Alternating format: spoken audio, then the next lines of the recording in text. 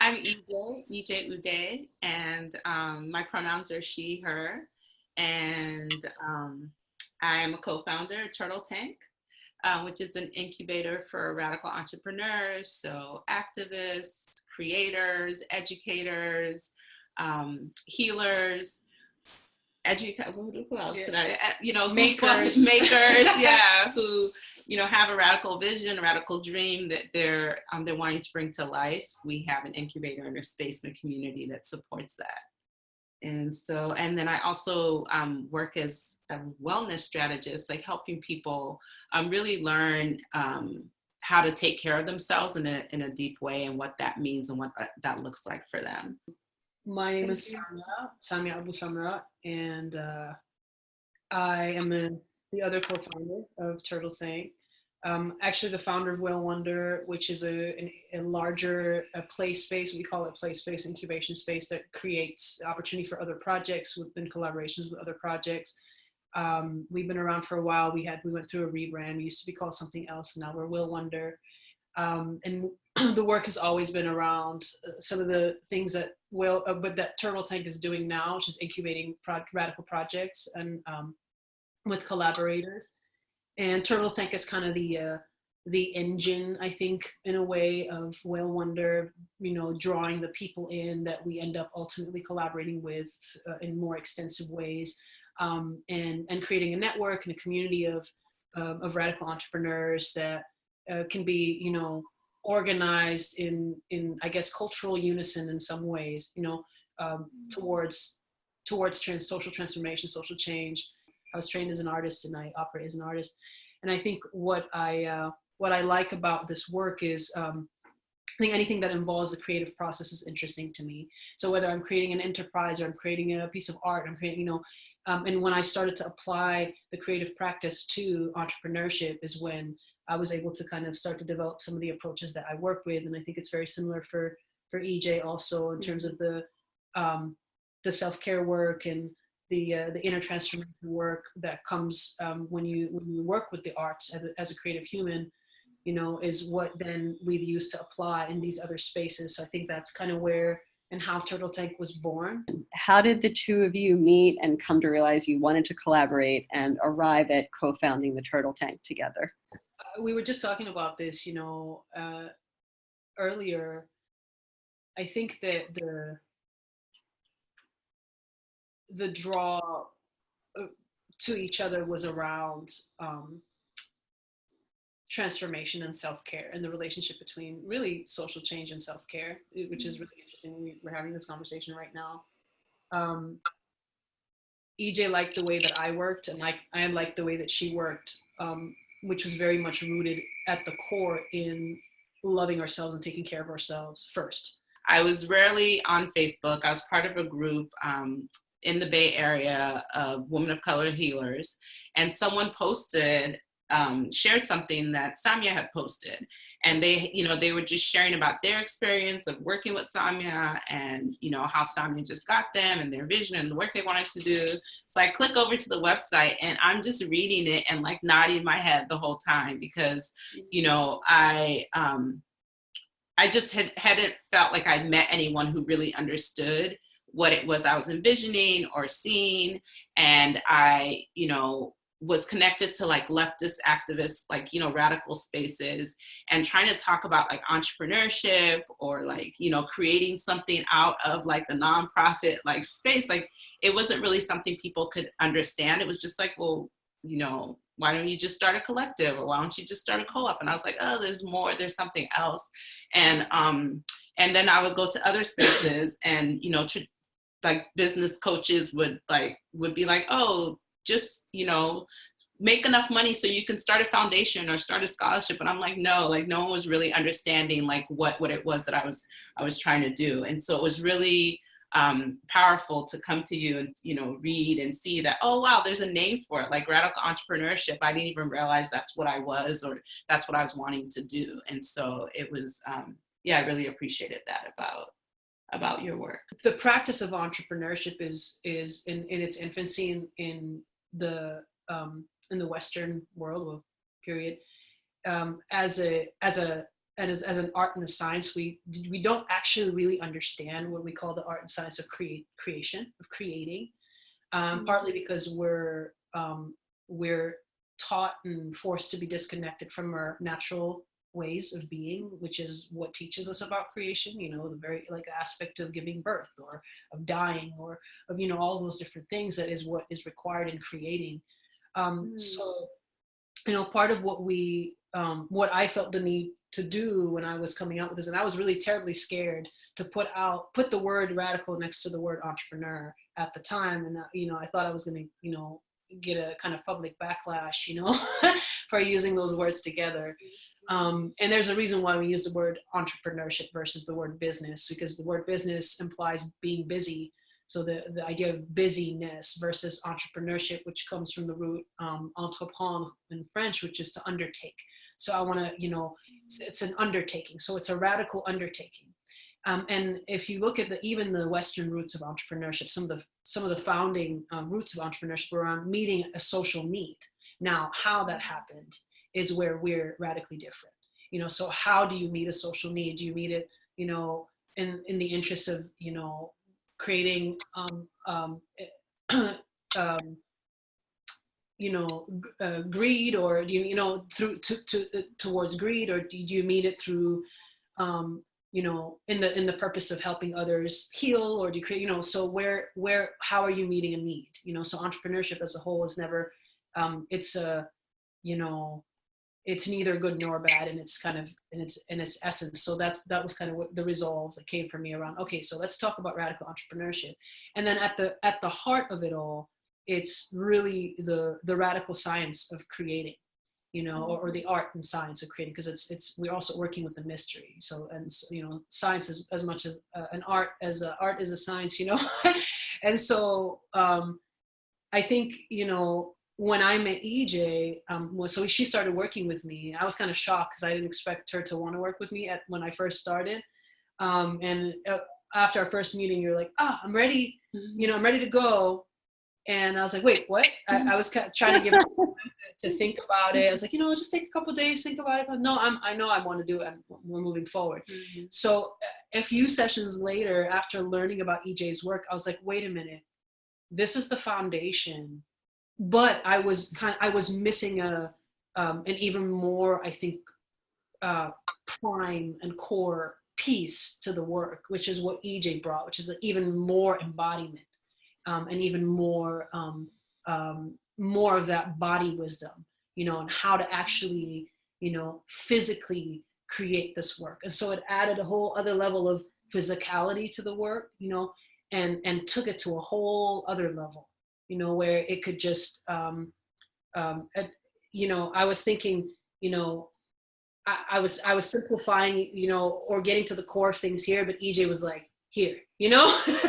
And so in bringing those two things together, it was really powerful to also make the connection, because I think that, you know, and we're going to talk some more about this later, but just around like self-care isn't just about like, oh, I'm going to take care of myself and make sure that I'm happy. You know, it's really like this understanding of, you know, like who you need to be in order to like realize the visions that you have, to actually take your ideas and bring them to life.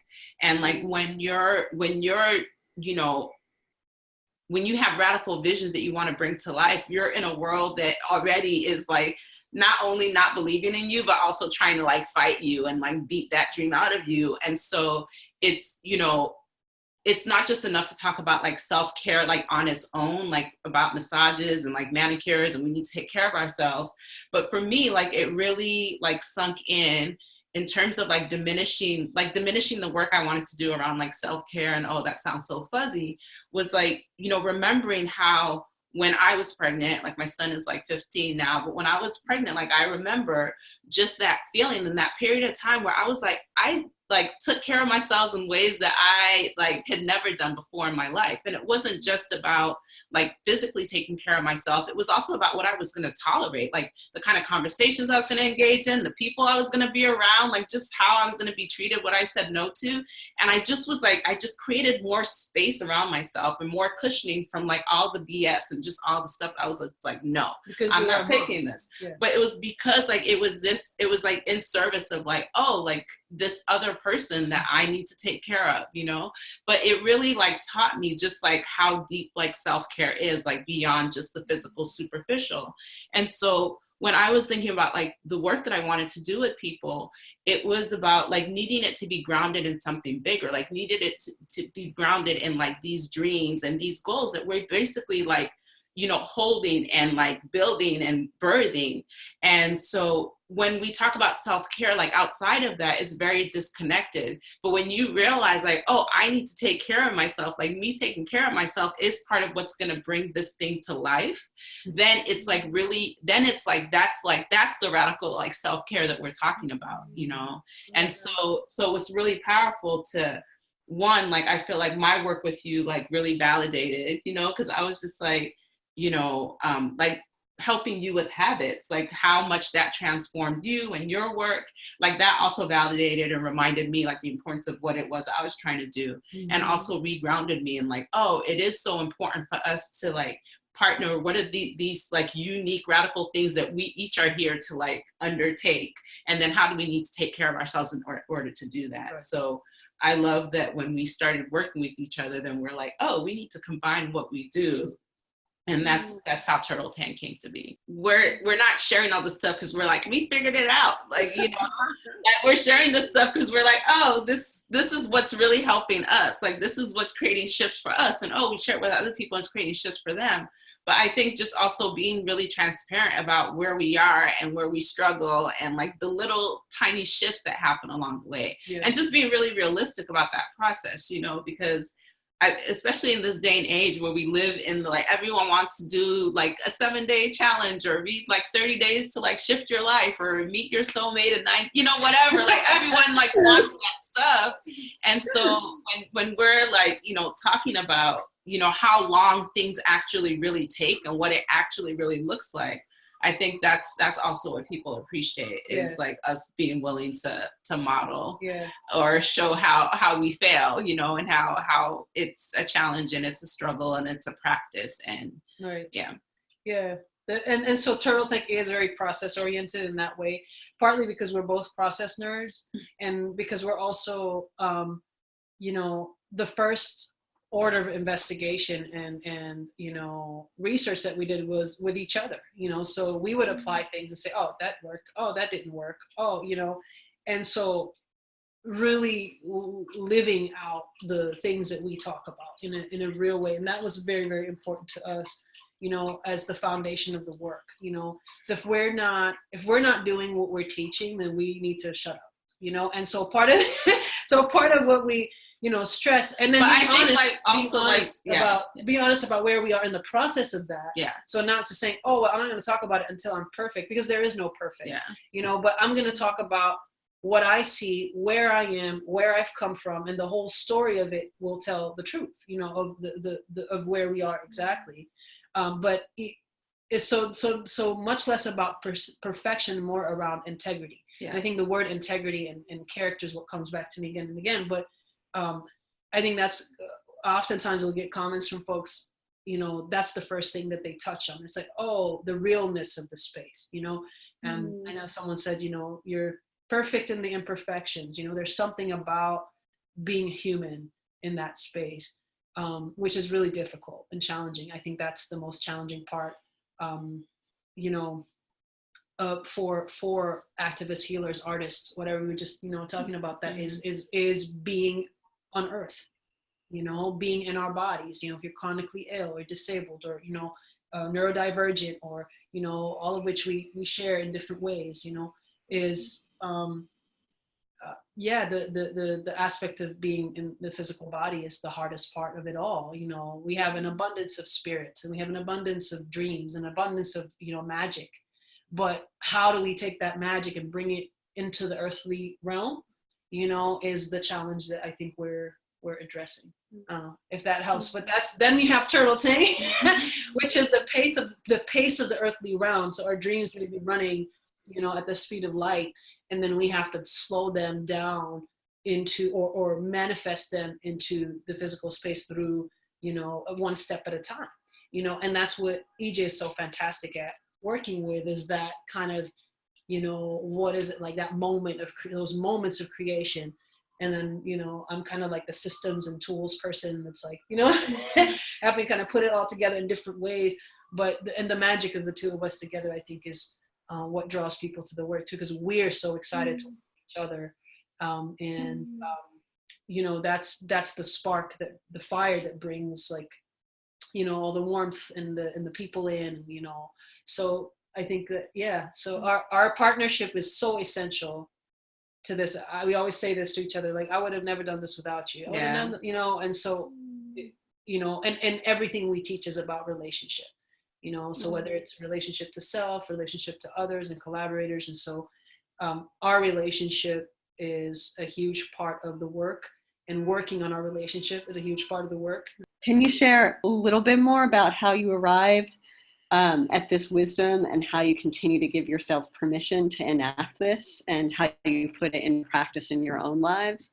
Yeah, I think just building upon like what we've already shared, for me, my journey came in through my work, like through being part of like the nonprofit world, the social justice, like, you know, activist world, the leftist communities that I was part of. And I had the opportunity to be part of organizations and collectives that had really powerful visions that actually, like, a lot of people around the country were aware of, and like kind of, you know, maybe sometimes put on a pedestal, like really admired like our vision and our work and what we're doing.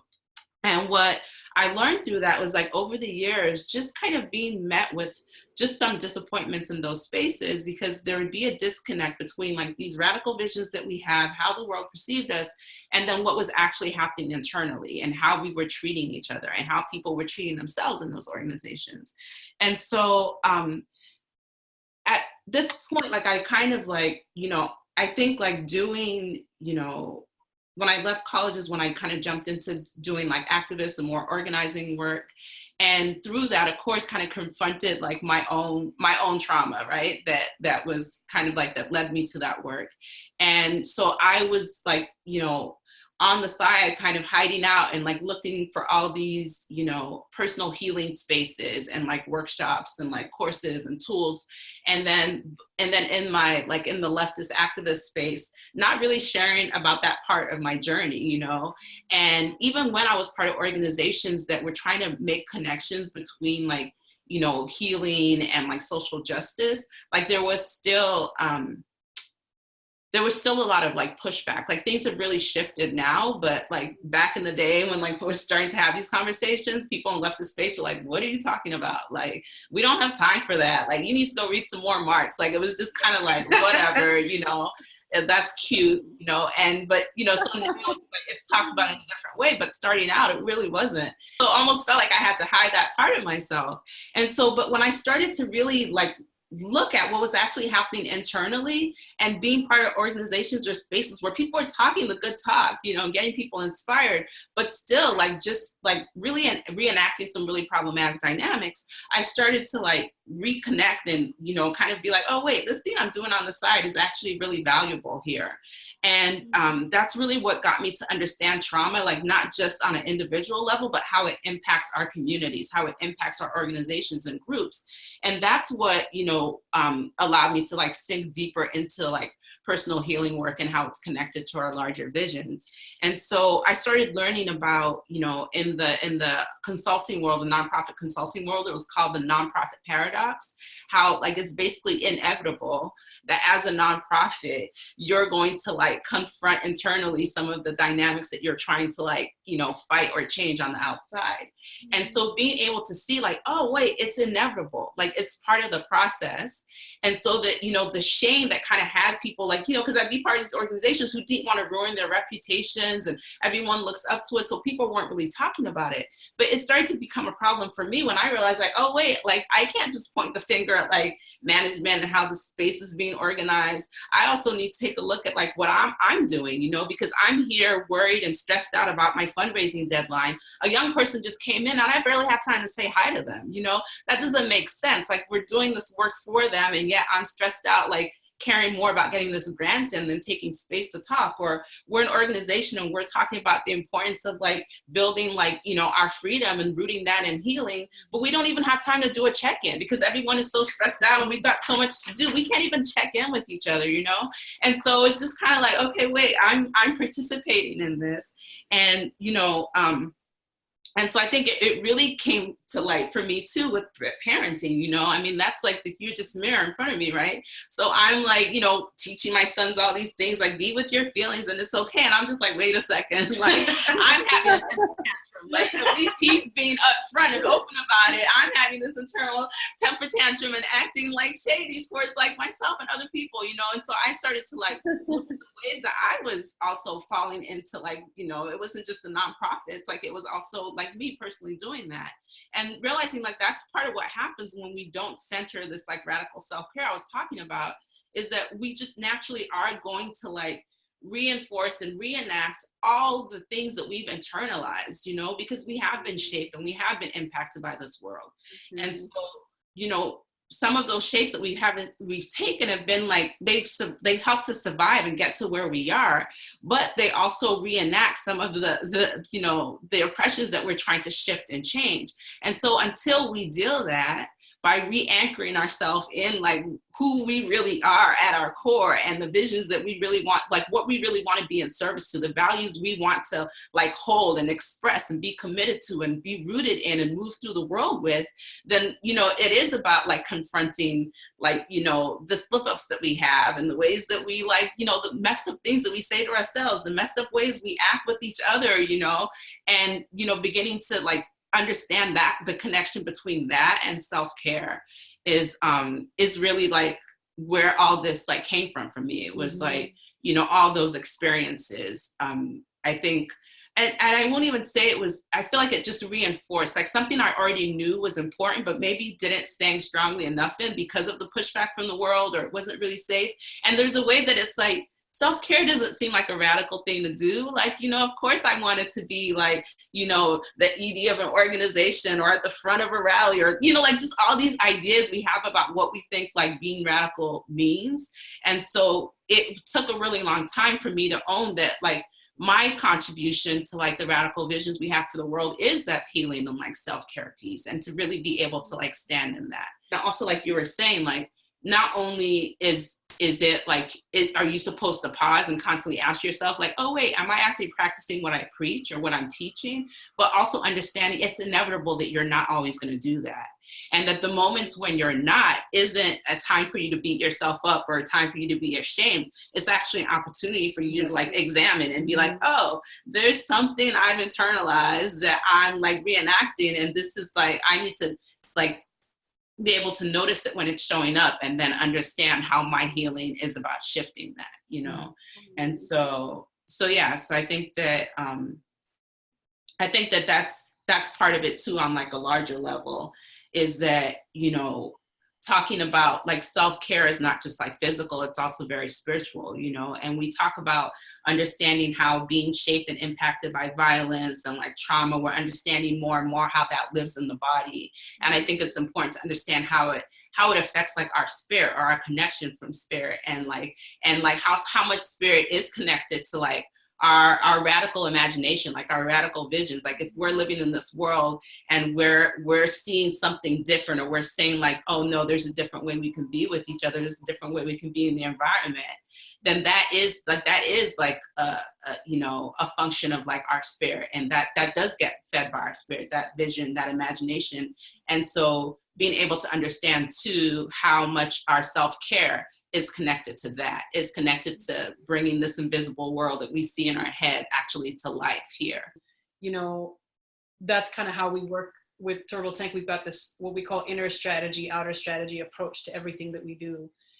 So as above, so below, as inside, so out, you know, and so any signal that we get from anywhere feeds, you know, all of the research that we're doing around what's really going on, you know, and how it's going to inform the next steps that we take. You know, so even in our last launch, we did this, what we call like an inner launch process, where we went through our stuff that we were dealing with at that time. And all this stuff came out for us that was incredibly transformative, personally for us, to the point where we didn't even care who was going to show up, because that was the work. And we knew that once we'd done that work, then the rest of it was going to kind of fall in line.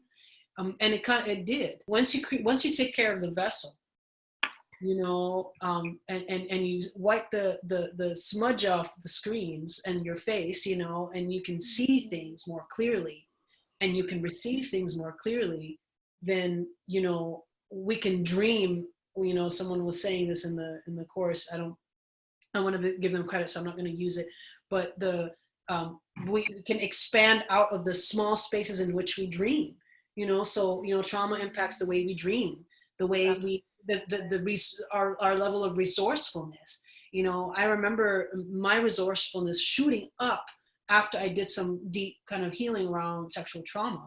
You know, I suddenly, things that I thought, you know, I was lacking, I realized how resourced I was. You know, just that shift in perspective drove me to the next level of my work. You know, and that was, you know, Personally, I've always prioritized, and I always sometimes say at the expense of my reputation, at the expense of my work, at the expense of a lot of things, you know, my professional career, blah, blah, blah, you know, always prioritize my self-care, you know, in order to be able to kind of see those new solutions, to enact those new solutions. And I don't know, instinctively, that's what I felt like doing. And I couldn't, like, I was blocked without that.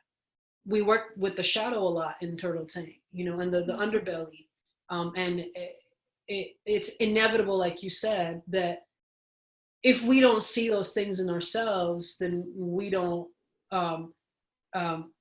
going to be oblivious to them happening outside of us. Yeah, you know? and we're going to be oblivious to us reenacting them with other people or with ourselves, you know, which is we all can relate to like those experiences, and we've been part of relationships and dynamics and organizations that did that, you know, and realizing that, oh yeah, we can point the finger at other people, but we also need to like take responsibility for the ways that we've been that way, you know? Yeah. And I think like also like taking responsibility, but not taking too much responsibility, because I think that happens a lot, you know, our communities, where we take way too much responsibility and we're like, oh, I was projecting this, or I did that, or, you know, just taking everything in. And I think there's a balance, you know, because there's a space where, you know, and I think this is really what like the larger like self-help personal development world like leaves out, is it talks about like the importance of like self-compassion, but it doesn't really tell you like how to access that self-compassion, you know. And part of that is telling yourself the full story about like really being able to acknowledge like how much of what you're holding is like intergenerational, like how much of it is like, you know, part of this like political world and the systems and the institutions that have like impacted us. And like when you actually like tear all that stuff away, like what's really left for you to hold and heal is a lot smaller. And when you're trying to carry the whole thing and hold the whole thing, of course you're going to be tired. Of course you're going to be stressed out. Of course you're going to like be frustrated and like, you know, snap at the person next to you, you know.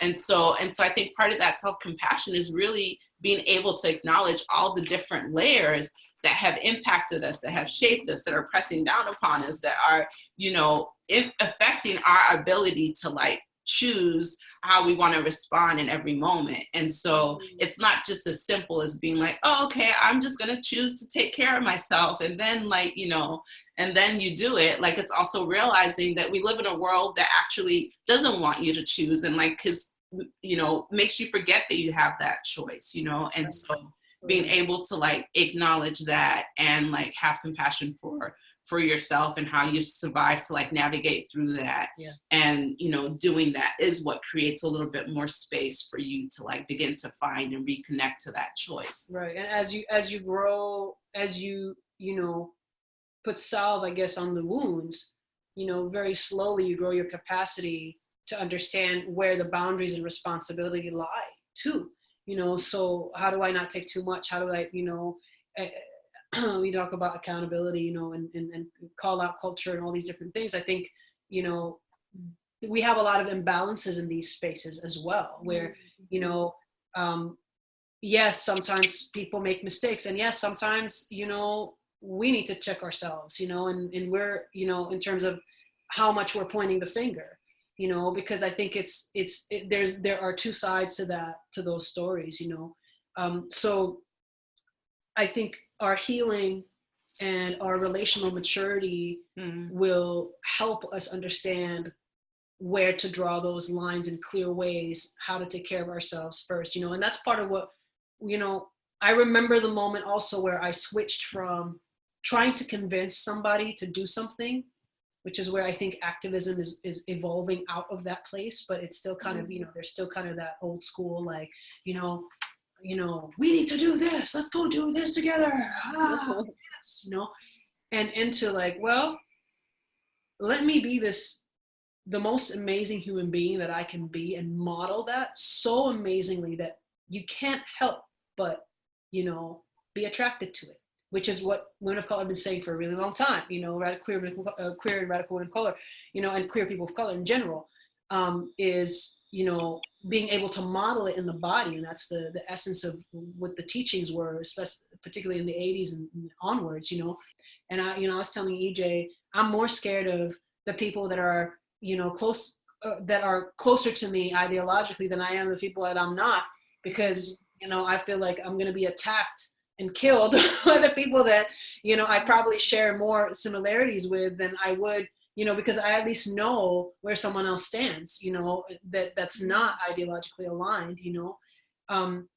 And how do we, I think we are often also just as responsible in terms of destroying ourselves that then, you know, the systems are that are in place.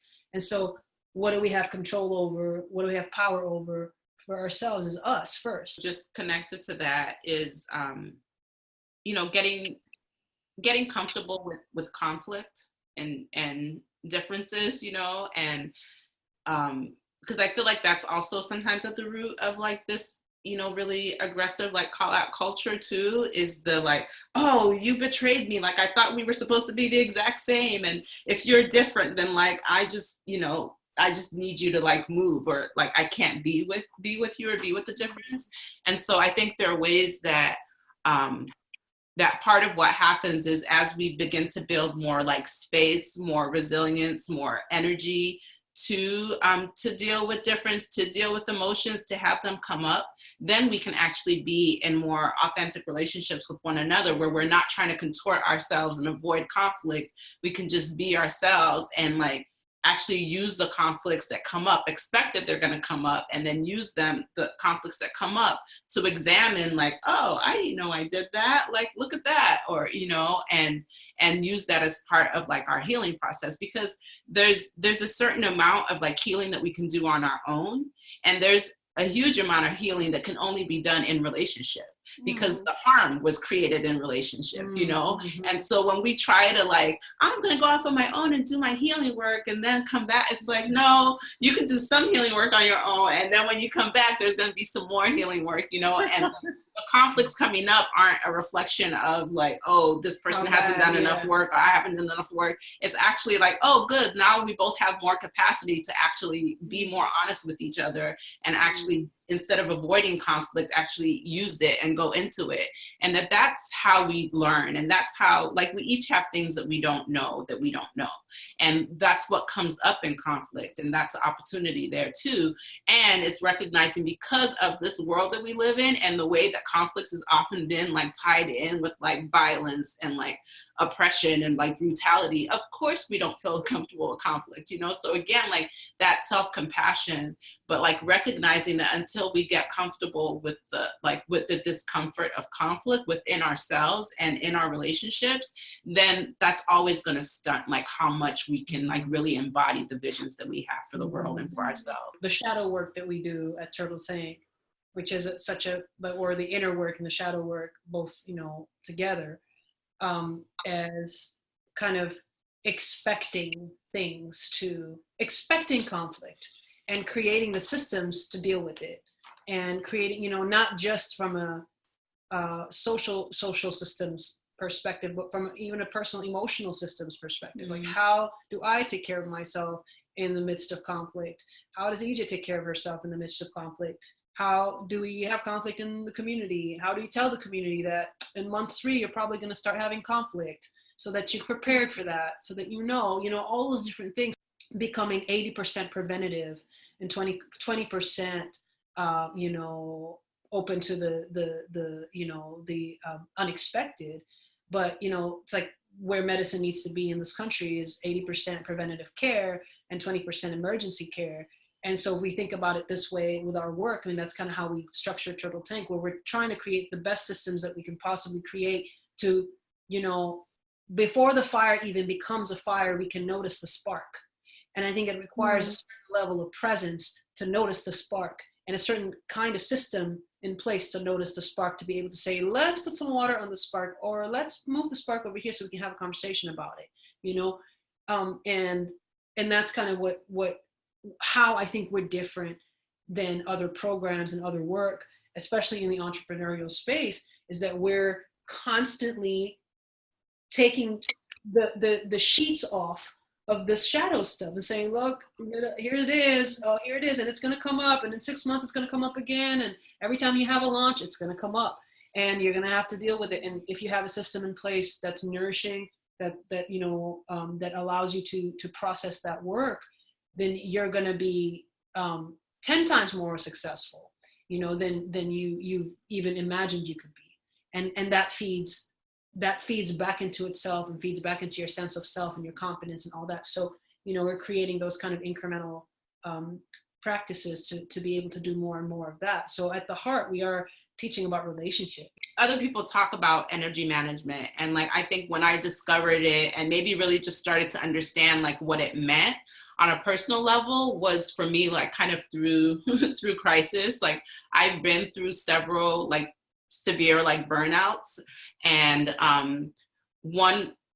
I decided to move across the country a couple years ago with my son. As a single mom, I was going back to school full time. I was like working full time, and then I was also trying to like start like a part-time like coaching practice. And it was just me and him. I didn't have any like resources. I'd left New York. I was in California, and was far away from like friends and community. And so when I started to notice like, oh, some of the symptoms that come up when I'm like approaching a burnout, I started to notice them, and I got kind of scared, because I was like, oh wait, it's just me and my son. Like, I can't afford to like burn out or, be committed to like a psych ward right now. Like, I need to do something different. And so that's what really had me like really explore and understand like energy management on a whole different level.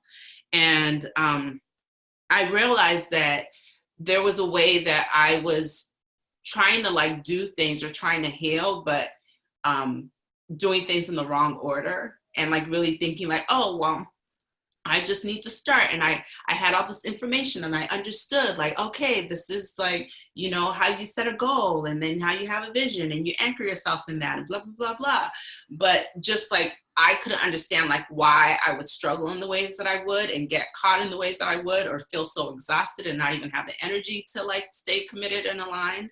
And so I decided, like really out of just like desperation, that I was gonna like do something different, and started like learning more about like, energy management and energy tools, and realizing that instead of starting with like the goal and the vision, I actually needed to start with like realizing like, where is my energy getting drained, because instead of seeing like what was happening in my life and using it as an indication of like a personal flaw I had, I was like, oh, what if these are just like signals and like signs, and I need to interpret like what are the signs that are showing up for me.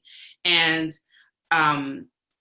I think like doing that had me realize like, oh, these are signs that are asking me, like they're kind of pointing to places where my energy is being drained and where my energy and like places that I need to like plug up, and how if I'm procrastinating, I actually have a good reason for it. Like, maybe it's because I don't actually really want to do this thing that I think I should do. Or maybe it's because I actually don't have the time to do it, or I actually don't have the energy to do it, or actually there's a faster and an easier way to do it. And so instead of like using those things as things to beat myself up, I use them as an opportunity to like learn more about myself, learn more about what I needed, learn more about what I needed to shift or what needed to change. And so being able to shift that. And I think in the past I was afraid to do that because it all felt like things that I was like, oh, well, I need to reach my goal and like be like settled and squared, and then I can deal with like all these energy drains. And I already knew, like, we already have a sense of like what's draining our energy, but we just think that, oh, I won't deal with that now, I'll deal with that later. Like we don't give it the priority that it needs, And so when I started to be like, oh, actually, I think that's the first thing I need to do, instead of making the goal the first thing I need to do, it's like, oh, I need to plug this up so that I actually have the energy to like move forward. And also, in doing that, I'm not going to set these like faux self-care goals, like, like these self-care goals that on the surface seem they're about taking care of myself, but really they're about fixing myself. They're really because I think there's something wrong with me that I need to change and like fix. And like, that's why that stuff isn't sustainable. And so really starting with the like plugging up the energy, then you actually like, to me, like your energy is like your power, right? Your connection to your power. And so you're getting more connected to your power. And then from that place, you can decide like, oh, actually, what do I really want? And to me, it's kind of like going to Trader Joe's. When I go to Trader Joe's and I'm hungry, I spend like twice the amount I planned on spending. I like buy all the stuff by the cash register. Like I'm just like impulse buys here, left and right. And I get home and I'm like, what am I doing with all this junk? But I think that's what we do too when we try to like create habits or create self-care from like a depleted place, because we're just like, we're still like, we're already like really like, oh, there's something wrong with me, I need to fix myself, I'm a mess, blah, blah, blah. And then we're trying to like, create self-care from there or create visions from there. And it's like, that's not going to root you in like what your radical role is in this world. That's not about realigning you back to your purpose. That's not about reconnecting you to like, your like, wisest, like most loving self, And so learning about the importance of doing things in the right order is to me the piece about like managing your energy of like, okay, wait, let's start with like get your energy right. And then like everything else will fall into place. When you try and like take care of like external things, then, that's going to throw things off. You haven't even like manage your relationship with yourself and you're trying to transform your relationship with time. Well, guess what? You're just going to reenact, the same like messed up way that you're relating to yourself, you're going to relate to time in that way, And so it's just about like, that's what managing your energy is about for me, is about putting things in the right order and really starting with that relationship with yourself, that relationship with your energy, that connection to your power. And then like letting things unfold and reveal themselves from that place. And really being that shift away from like, oh, there's something wrong with me, to like, oh, I'm not being me right now. Like me is like, spilling out all over the place and being drained. Let me actually plug that up so that I can refill myself with me and then get clear about what it is that I want. Because when you're not doing that, then who's actually at play and who's actually making those decisions and choices are like, all the like oppressive beliefs that you've internalized, and you don't even realize that you're reenacting as you're doing your healing work or as you're doing your activism work, And so, yeah, so that's really where those two pieces came from for me, really got highlighted. And I mean, I think to this day, it's kind of like the biggest thing that people, talk about in Turtle Tank is, that's one of the first lessons that I present is on plugging up your energy drains. And people are like, oh, it feels like, we're moving too slow, or I need to like get into like, yeah, I want to be more productive and I want to figure out like my schedule, and and it's kind of, it seems like, oh wait, you're going backwards or you're slowing down the process. But it's just like, what I've learned from, and I think we've all had those experiences with time, where you may have like 5 hours and you're trying to like write an email and you can't quite compose it, and you're sitting there and the words won't come. And because you're tired and you need a nap and you need to rest, and then you have those moments where you are like really energized and really present, and you like type an email in like 2 minutes, and you're just done and you're clear and you know what you want to say. And so like really like time also, shifts and changes depending on the level of energy that we have and how present we are in those moments. And so yeah, so when you start with getting your energy right, getting like, grounding yourself in your presence, then, everything else, then you can like shift and change and play with time in ways that, you can't even imagine. And so yeah, so for me, it was learning the hard way that it's more important to do things in the right order, even if it seems like you're gonna slow you down or you're going backwards. Because what ends up happening is if you don't do that, you're gonna end up like, you're gonna inevitably come across like a wall, or you're gonna be so like burnt out, you're gonna need months, sometimes years to recover from that. And so it's like, really, you're not really saving yourself any time. Like that time is gonna catch up with you one way or another. And I think, the fire behind this for me too is just realizing that, if you're lucky, it's gonna catch up to you one way or another. And, unfortunately, too many of us know people who aren't here with us anymore, who died, who like, they weren't able to like recover, because the whole process and ways that we're like conditioned to keep going, it has an impact, and it's not just about like our stress, it's about our health, like the impact that has on our bodies, like it wears us down.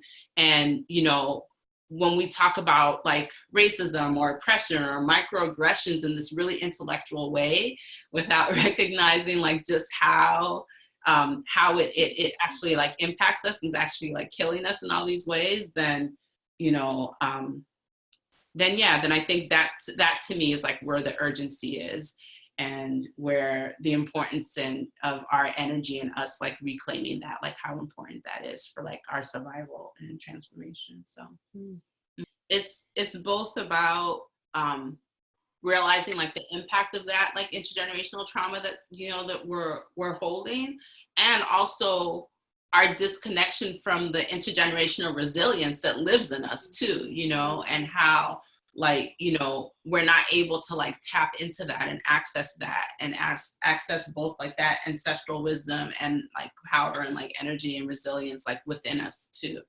And so it's both about like reconnecting us to that, as well as acknowledging, what we're really carrying.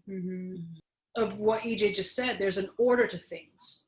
So if I skip over what I'm supposed to do first and second and third, and I start with number 4, then I'm going to take 5 times longer to do number 4 than I would have otherwise taken.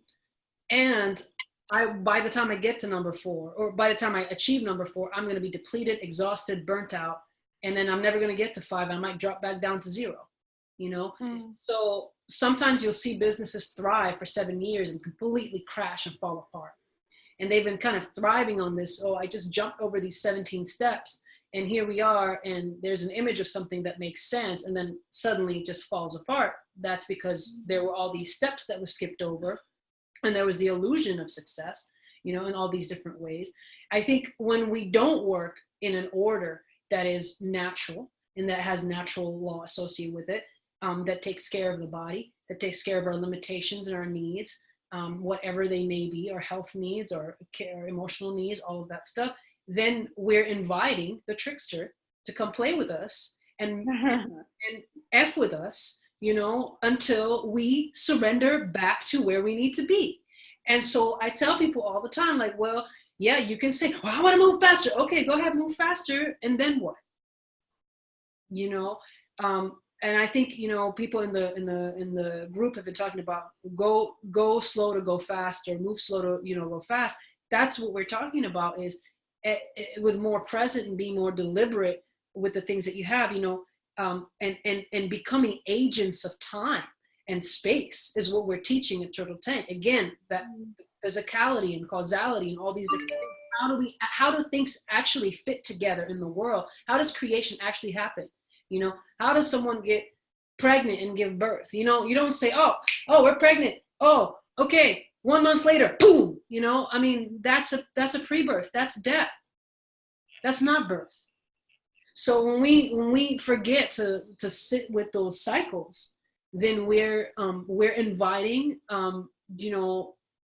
self-sabotage. We're inviting destruction. We're inviting oppression. We're inviting all these different things to come in and mess with us until we surrender. And I think that's why I want to just give a shout out to disability justice folks, because you don't have a choice but to be in that process of surrender with your body, because your body does not let you get to the point where you will self-destruct absolutely and completely, right? And I've seen so many entrepreneurs who may not be, in terms of who have like more able-bodied folks who by the end of their entrepreneurial journey are absolutely and completely, ineffective and destroyed and not able to be, and then I've seen chronically ill folks, some of my partners in work, and business partners in the space who are doing things that, are out of this world, effective and amazing, and their own at their own pace in their own ways, and through following in the order of things in natural law, because their bodies require that, because their bodies require a PhD in self-care and a PhD, you know what I mean? And that's what we need. So that's what this work is teaching, and so I think that's all part of the part of it, it's the wisdom of the body, and who else to teach that but people who are dealing with that on a very daily, real level, and so I think that's part of something that we're learning as we also grow, in terms of like the limitations of my body is what brought me to EJ. I cannot work like this. I cannot work like this. I will end up in a psych ward. I will end up here. I will end up with all these, I will end up bedridden for weeks at a time. I will end up, all these different things. How then do I have to negotiate? I have no choice but to negotiate my energy and my drains. All that, because I can't do it without that, And so that's the blessing and the curse of this work, and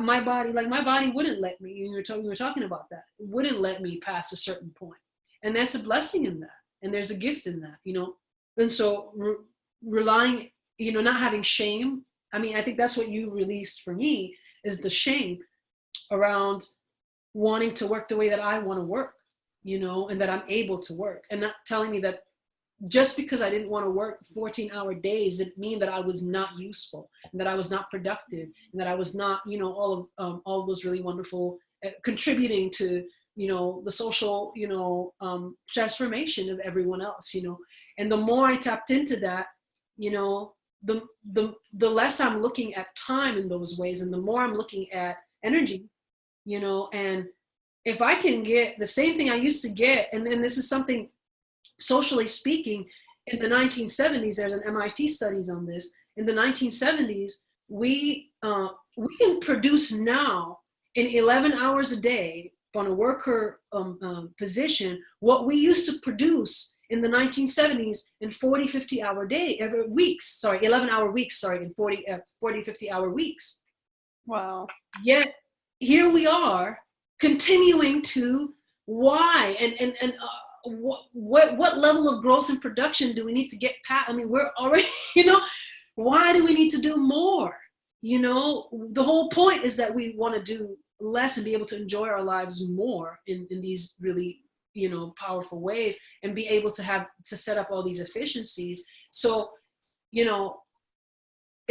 once you create the once we start to eliminate the shame around that, which is like was a huge part for me in the work. It's like saying, oh, well, you're made like this. You're not supposed to work like this. You're supposed to work like this. You're not supposed to work like this.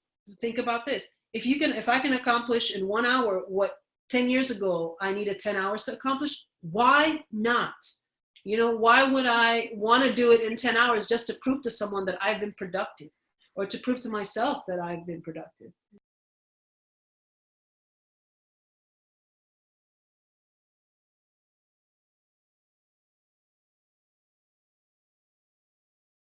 For me, it's like creating more space to be present with the desire that we already have. You know, I think the most destructive thing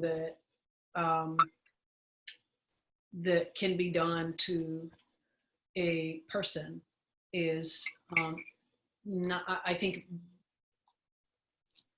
even before taking away the power of choice, is eradicating desire, which is I think the prerequisite to choice. And being in touch with desire. So I think everything that EJ does is clearing the space to be present with desire. And so we talk about three things being connected: desire, purpose, and power. And I think choice kind of falls into that. But when you're in tune and in alignment with your desire, you're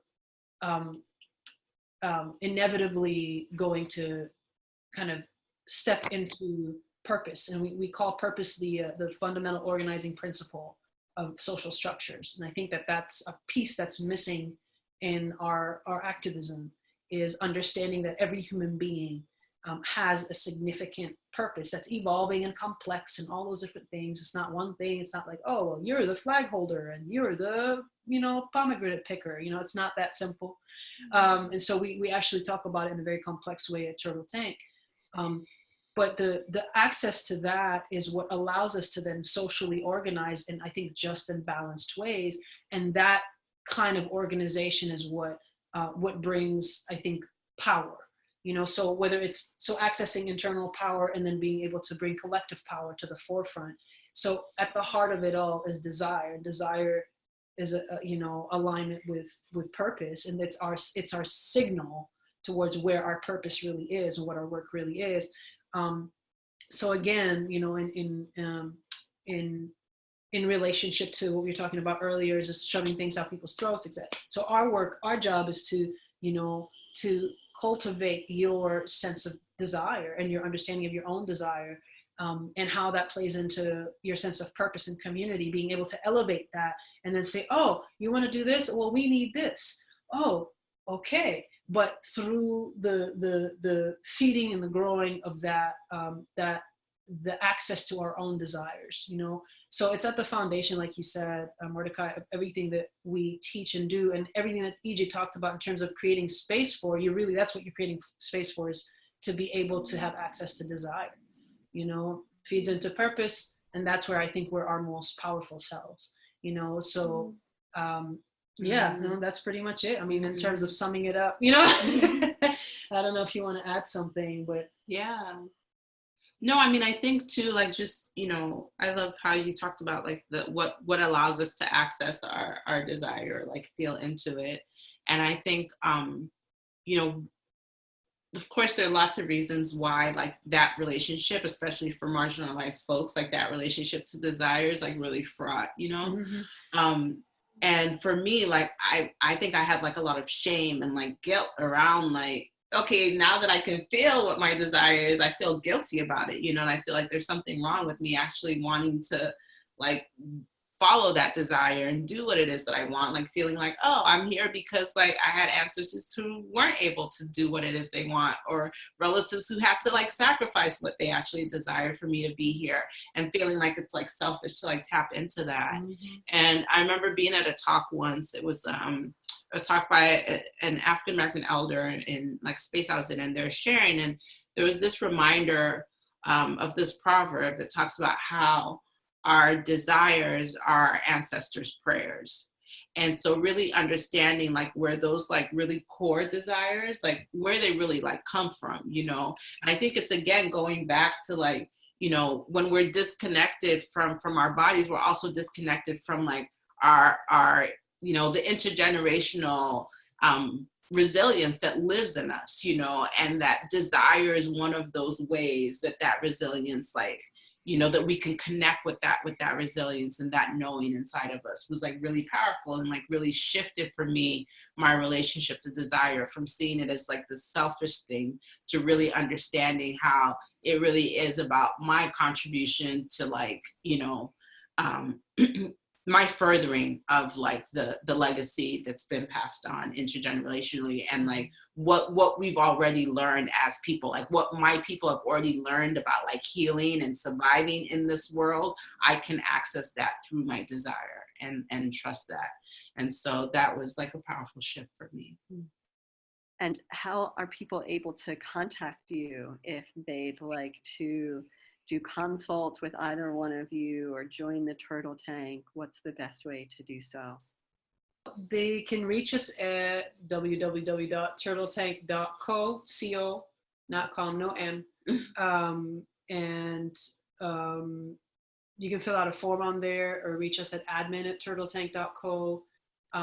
That's, you know, and we will direct you towards the resources that you need. And then also they can find us on Facebook. We have a Facebook page, Turtle Tank Enterprises, and they can go on there, and we have a bunch of videos. We've been doing live turtle talks, and so people can also access some of our videos on there as well.